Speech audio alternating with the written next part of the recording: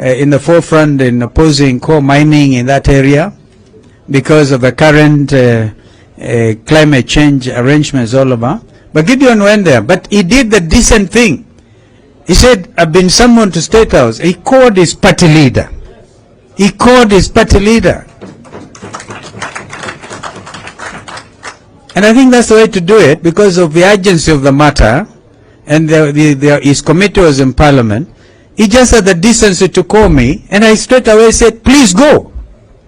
Because as Jeremiah said, if there are issues to do with your own constituency, you should feel free to do something.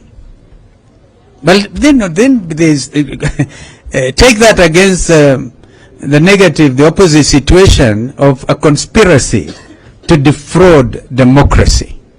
A conspiracy to defraud democracy. Last night I was watching CNN, and a gentleman who is German has written a book, Ndugu, which I think we should look for and read. And Adams, please, I want to challenge you to look at that book and make a critique of it. The title of the book is Democratic Capitalism by one Wolf. And this morning, listening to BBC and the Director General of the World Health Organization, she was a Nigerian lady, very capable, and been asked, what do you say to the fact that globalization has died? And she said, allow me to differ with you. It hasn't.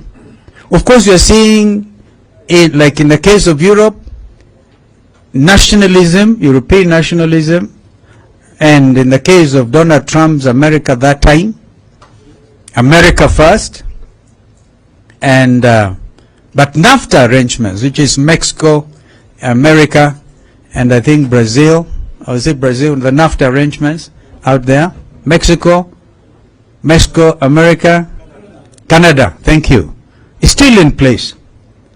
And we have in our region, of course, the building blocks towards African unity, the Abuja Declaration, if you remember, if some of you have looked at that, and therefore the fact that we are strengthening regional integration as within East African community, that's why we're seeing the East African national anthem.